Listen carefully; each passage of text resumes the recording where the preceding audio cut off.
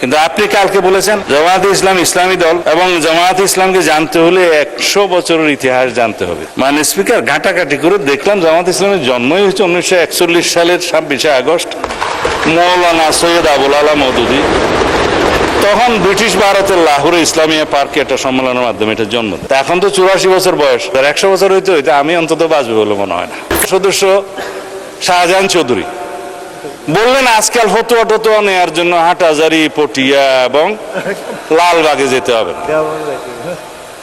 কোথায় যেতে হবে? সংসদে। কার কাছে? স্বরাষ্ট্রমন্ত্রীর কাছে। কয় মুফতি টুফতি আর লাগবে না, আর একটা কি যেন বলেছেন, ডট ডট দিয়েও বলেছেন। আমি তো কখনো বলি নাই যে জামায়াতে ইসলামী ইসলামী দল না, আপনারা নিজেরা নিজেরা টেনে আনছেন। তবে আপনারা কি রকম ইসলামী দল সেইটা একটু বলবো।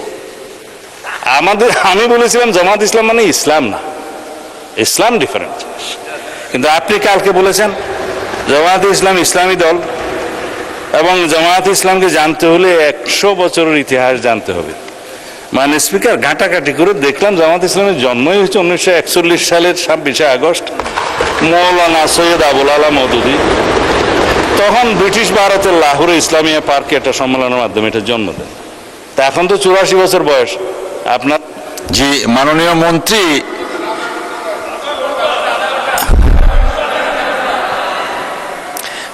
মন্ত্রী, আপনার নিজের কনস্টিটিউয়েন্সি এবং অন্যান্য বিষয় সবকিছু মিলিয়ে বলার জন্য 6 মিনিট দেওয়া হলো আপনাকে। 6 মিনিট। এই রাত্রে দেখি চিফ হুইপ সাহেব দেন। না, আপনি ওনাকে সময় বাড়িয়ে দেন। উনি যতক্ষণ বলেন ততক্ষণ মতো সময় বাড়িয়ে দেন।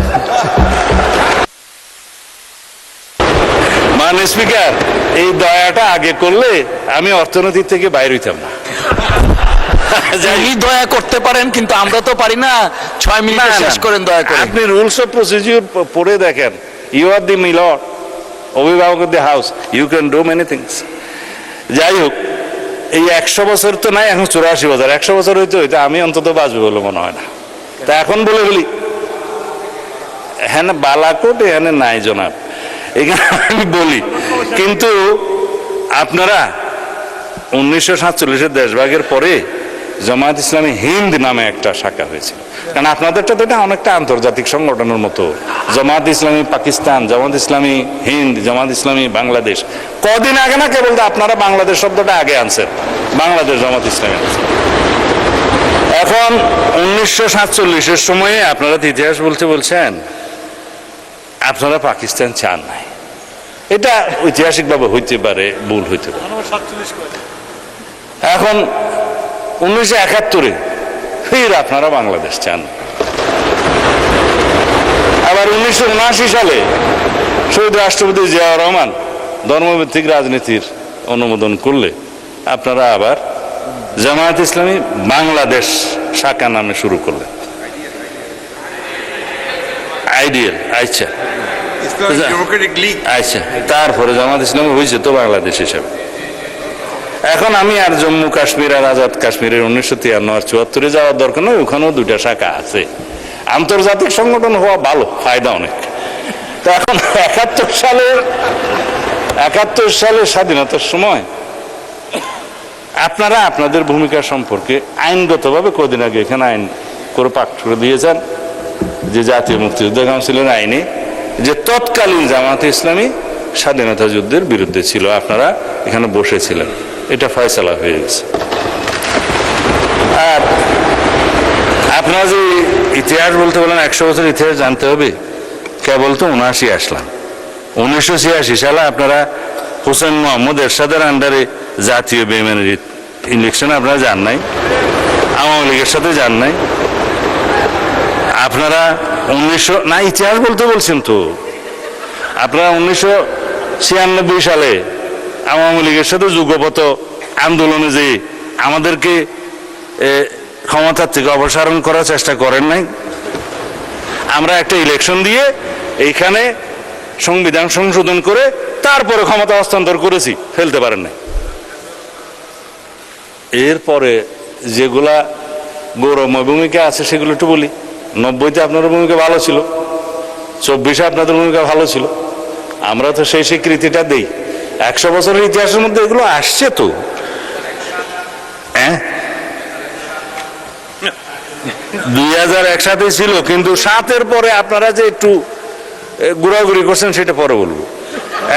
খালি আপনি মনে করাই দেন কেন? আমি তো 71-এর একটা বিষয় না বলেই আপনাকে পার করে দিতে চাইছিলাম। আপনারা মালেক সরকারের সময়, গভর্নর মালেক সরকারের সময় পাকিস্তান, পূর্ব পাকিস্তানের সরকারে বাংলাদেশের স্বাধীনতা যুদ্ধকালীন চলার সময়ে জামাতের 2 জন সদস্য মন্ত্রিসভায় ছিল না? এই ইতিহাসটা আমি বলতে চাই নাই। হ্যাঁ, আব্বাস আলী খান শিক্ষামন্ত্রী, এম ইউসুফ রাজস্ব বিভাগের মন্ত্রী ছিল তো। আস্তে করে চাইছিলাম একটু এগুলো না বলি, আপনারা আবার শুরু। শাহ আজিজকে তো আমরা বুক ফুলে বলি, শাহ আজিজুর রহমানকে আমরা প্রধানমন্ত্রী বানাইছি আমাদের শহীদ রাষ্ট্রপতি জিয়াউর রহমান। অসুবিধা কি, আমরা তো স্বীকার করি। হ্যাঁ হ্যাঁ, জামাত ছিল না তো, জামাত ছিল না। ঠিক আছে, সেই ডিবেট আপনারা করবেন, সেই ডিবেট আপনারা করবেন ফ্রম ইউর সাইড, আমরা করব না।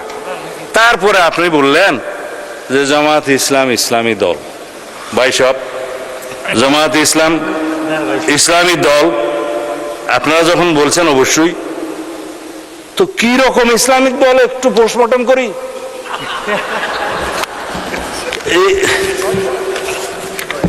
এইটা হচ্ছে আপনাদের নির্বাচনী ইশতেহার দলিল। এটার মধ্যে মনে হয় 93 পৃষ্ঠা আছে, খুব রঙিন রঙিন পেজ, দেখতে খুব সুন্দর। এখন আপনারা এই পূর্ণাঙ্গ বইয়ের কোথাও কি আপনারা বলেছেন যে আমরা শরিয়া ব্যবস্থা জারি করব, শরিয়া ভিত্তিক রাষ্ট্র ব্যবস্থা করব? করেন না। জবাব আপনারা দিন। আপনারা কি কোথাও বলেছেন ইসলামী রাষ্ট্র ব্যবস্থা, ইসলামী সমাজ ব্যবস্থা বা ইসলামী বিচার ব্যবস্থা বা ইসলামী অর্থনীতি প্রতিষ্ঠা করবে?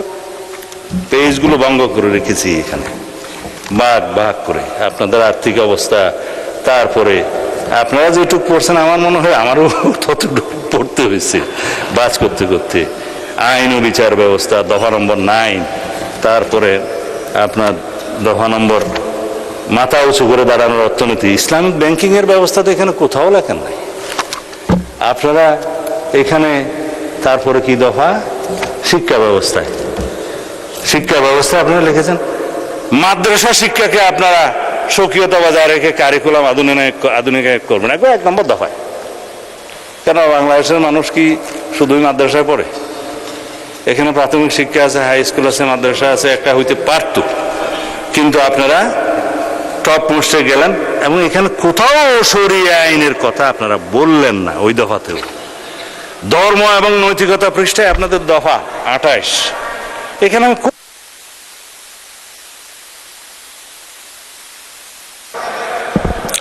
মাননীয় মন্ত্রী, আপনার স্পিচ অলওয়েজ ইন্টারেস্টিং, বাট আপনি 2 মিনিটের মধ্যে শেষ করবেন প্লিজ। 2 মিনিটস। যতক্ষণ চাই দিতে আমাদের থেকে কাটা যাবে না না না, সেটা হয় না মাননীয় মন্ত্রী। বলছেন তো এটা হ্যাঁ। কি বলতে চাচ্ছেন মাননীয় চিফ হুইপ? মাননীয় স্পিকার, আমি যে সময়টা বক্তৃতা দিতাম সেই সময়টা ওনাকে দেন। আপনার নাম তো লিস্টে নেই মাননীয় মন্ত্রী, চিফ হুইপ লিস্টে নেই। আপনি দেন, যেটুকু কাটা যাবে সেটা ওনার থেকে যাবে। মানে ইসলামের রাষ্ট্রে নাই। মাননীয় মন্ত্রী, ঠিক আছে, 5 মিনিটের মধ্যে শেষ করবেন প্লিজ। আপনিও মানে স্পিকার যা শুরু করছেন, ইসলামী রাষ্ট্র ব্যবস্থা নাই, ইসলামী শাসনতন্ত্রের কথা বলা নাই, ইসলামী সমাজের কথা বলা নাই। তারপরে যেটা আমি এখন বলতে চাই নাই সেরকম কথাটা বলি। এখানে একটা কাগজ আছে, কাগজটা কোথায় যে রাখলাম, আকিমউদ্দিন, যেটা তাদের ইয়ের মধ্যে মনোগ্রামের মধ্যে ছিল, সেই আকিমউদ্দিন এখন আর নাই। এখন কাগজটা খুঁজে পাচ্ছি না, এখানে প্রিন্ট আসছে না। হ্যাঁ, এখন দেখেন আপনারা দিন প্রতিষ্ঠা করবেন, আপনাদের মনোলগ থেকে আকিমউদ্দিনটা সরাই দিচ্ছে বা ফাইনাল করেন নাই। বিদেশি ডিপ্লোম্যাটদের সাথে আপনারা যখন সাক্ষাৎকার করেছেন আপনাদের আমির সাহেব, পিছনে সেই ছবিটা আছে। আমার কাছে সব কাগজ এখানে আছে, কাগজটা জাস্ট এখন উল্টাইলেই পাবো। সব নিয়ে আসছিলাম, কোথায় যে গেল। হ্যাঁ, তো সেই আকিমউদ্দিন তো এখন নাই। আপনাদের মনোগ্রাম থেকে দিন কায়েম করে যখন ফেলে দিলেন, আপনারা নিজেদেরকে ইসলামী দল কিভাবে কায়েম করবেন, দাবি করবেন? আর আপনারা এইখানে আমি কয়েকটা উদ্ধৃতি দিই। আপনারা ইলেকশনের আগে এই সাক্ষাৎকারগুলো দিয়েছেন। জামাতের আমির সাহেব বলেছেন ক্ষমতায় গেলে শরিয়া আইন বাস্তবায়ন করবেন না, 14 জানুয়ারি 2026। বলেছেন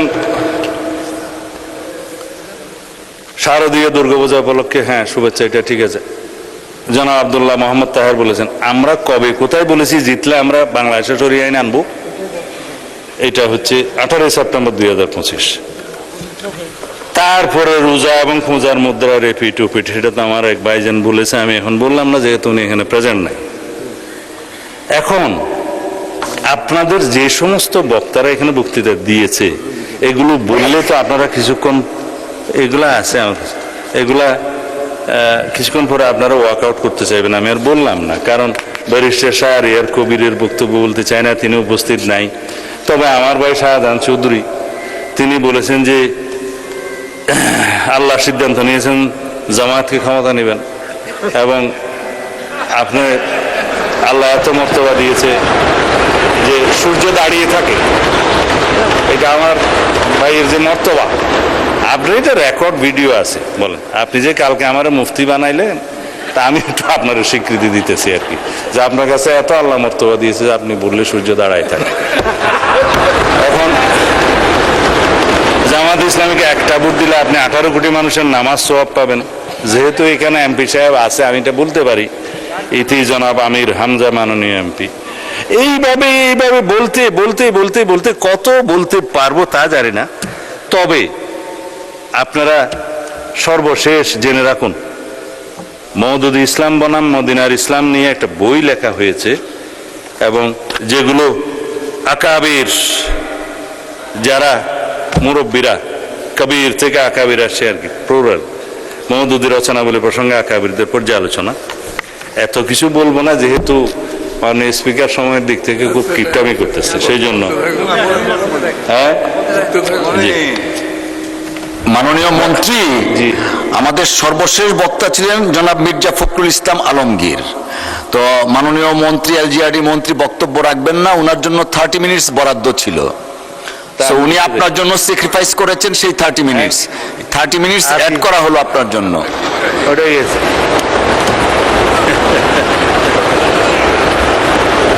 মানে স্পিকার, মওদুদীবাদের মূল কথা হলো ইসমতে আম্বিয়া, মানে নবীগণ নিষ্পাপ, এবং সাহাবায়ে কেরামকে মেয়ারে হক বা সত্যের মাপকাঠি, এই দুইটা বিষয়ে তিনি সমালোচনা করেছেন, মানেন। যার কারণে যারা আকাবির মানে পর্যালোচনা করেছেন, তাদের মধ্যে নাম বললেই উপমহাদেশে যাদের কথা সবাই চিনবেন, মৌলানা আশরাফ আলী থানভী সাহেব রাদিয়াল্লাহু আনহু, রহমতুল্লাহ আলাই, রহমতুল্লাহ আলাই।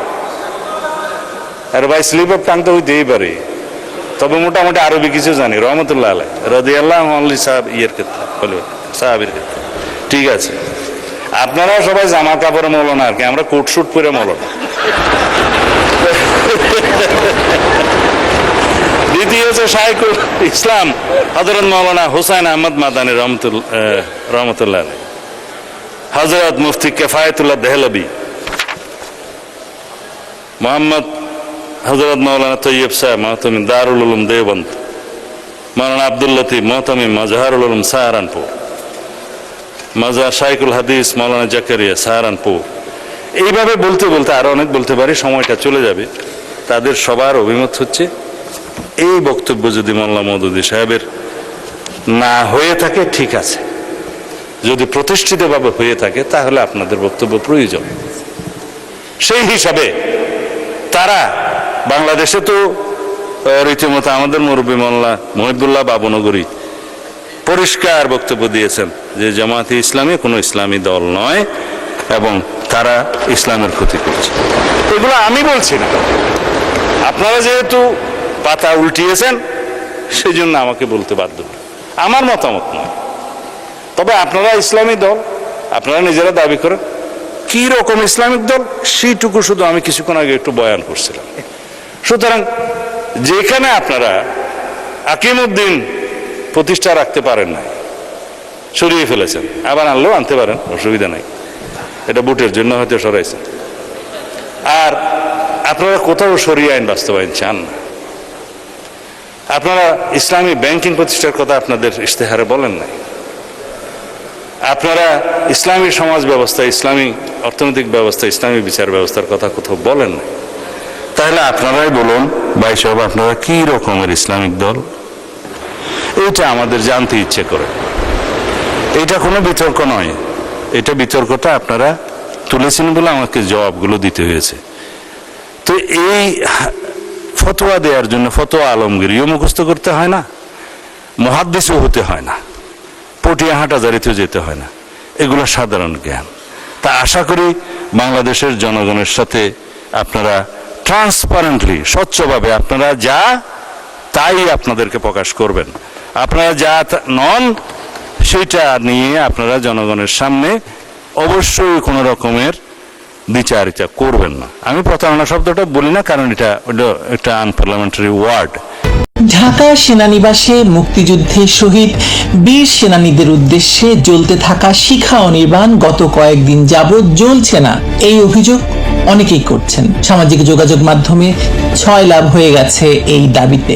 কোনো দৈনিক পত্রিকা, টেলিভিশন এই রিপোর্ট করেনি, ফলে এর সত্যতা যাচাই করা সম্ভব হয়নি।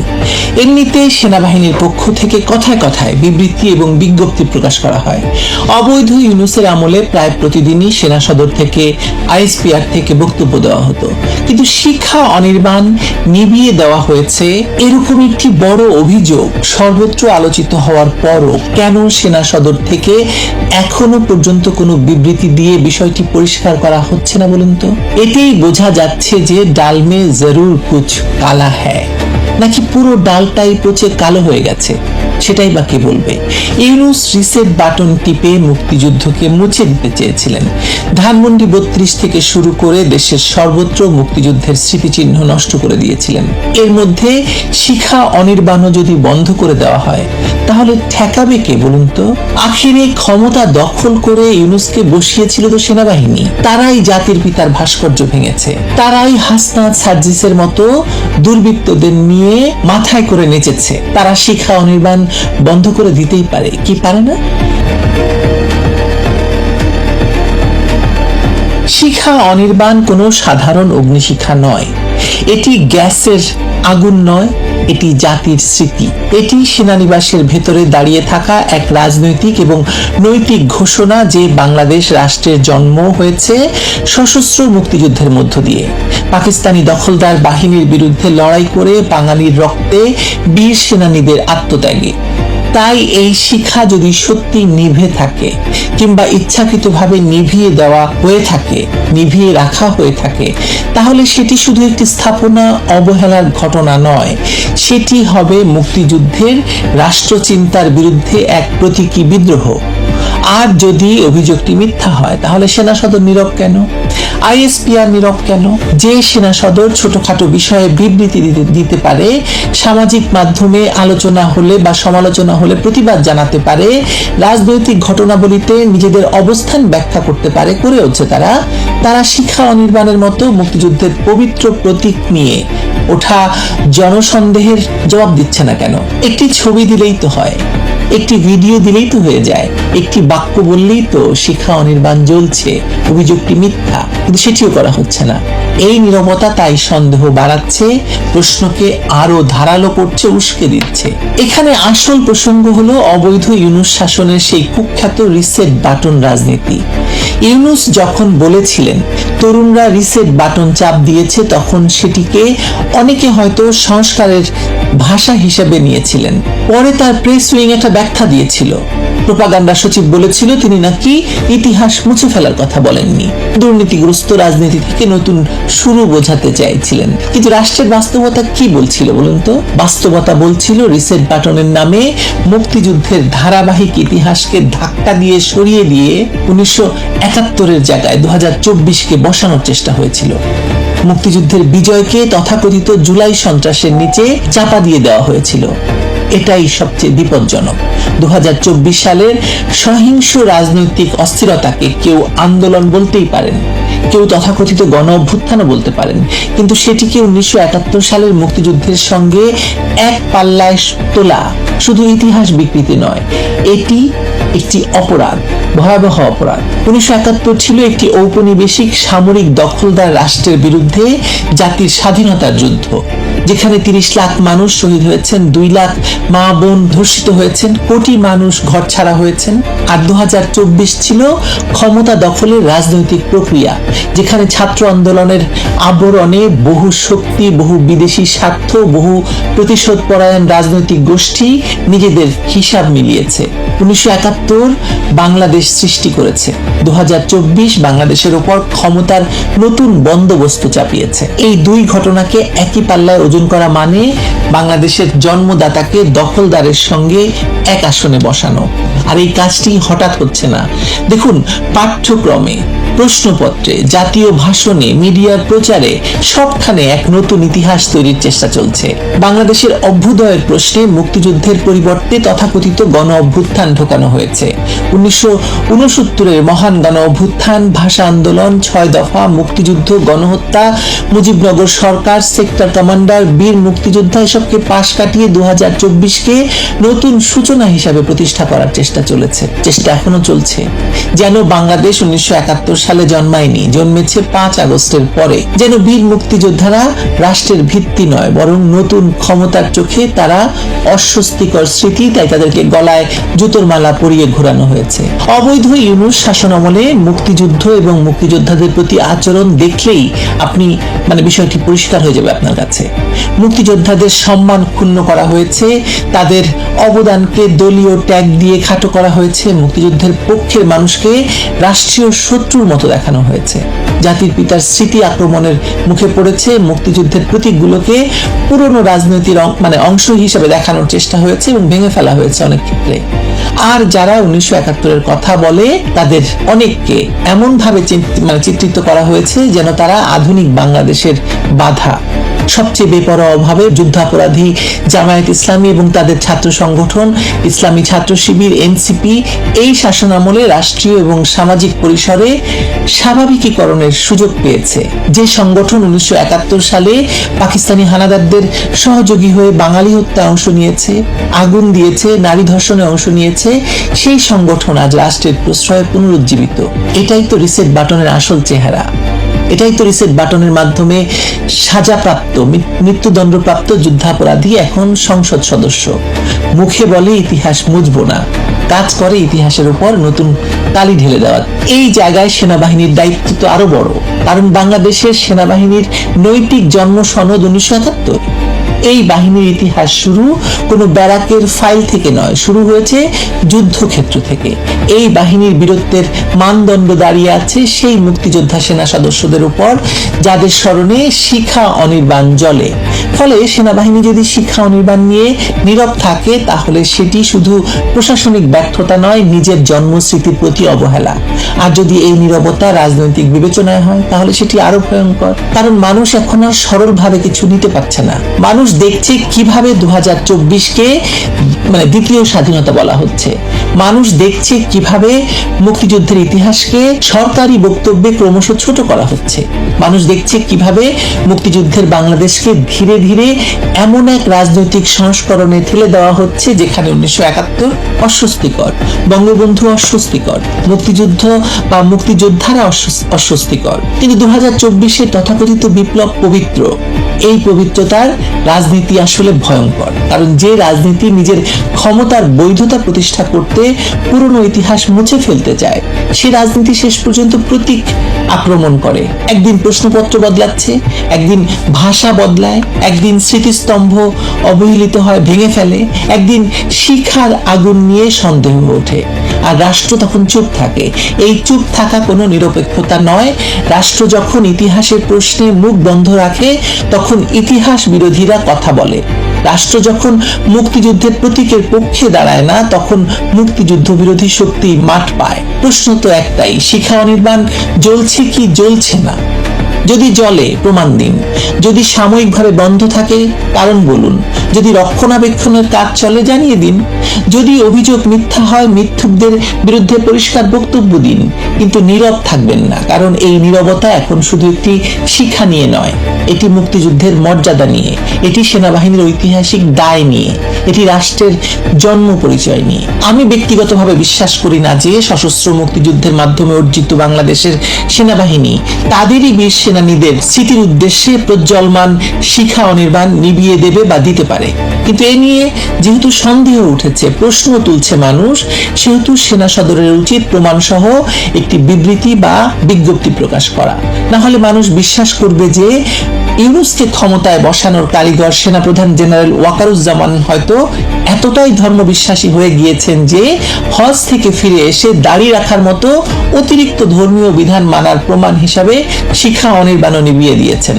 শিখা অনির্বাণ নিভেছে কি নেভেনি, নেভানো হয়েছে কি হয়নি, তার প্রমাণ তো ওয়াকারুজ্জামানকেই দিতে হবে জনগণের কাছে, তাই না? প্রমাণটা দিয়ে দিলেই তো হয়ে যায়, লেটা চুকে যায়। ভালো থাকুন সবাই।